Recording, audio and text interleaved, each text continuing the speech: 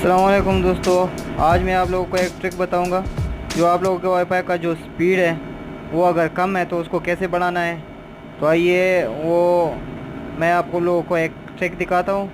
उसके ज़रिए आप लोगों का वाईफाई का स्पीड बढ़ा सकते हैं। सबसे पहले आप लोगों को जाना है अपना जो वाईफाई का जो आप लोग के जो वाईफाई यूज़ करते हो उस पर जाइए और उसको खोलिए।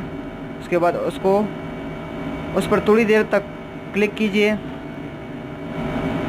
क्लिक करने के बाद आप लोगों के पास दो ऑप्शन आ जाएगा, फॉरगेट और मैनेज नेटवर्क जो है सेटिंग आप लोग क्लिक कीजिए। तो उसके बाद ये आ जाएगा शो एडवांस ऑप्शन, क्लिक कीजिए। उसके बाद ये DHCP और स्टैटिक, तो आप लोगों को क्लिक करना है स्टैटिक। स्टैटिक पर आप लोग क्लिक कीजिए। क्लिक करने के बाद आप लोग अगर अपना इधर अपना और IP एड्रेस डालना चाहते हो तो डालिए, अगर नहीं डालना चाहते तो कोई बात नहीं, इसी को सेव कीजिए। और अगर डालना है IP एड्रेस और तो इधर डालिए, IP एड्रेस बदल दीजिए।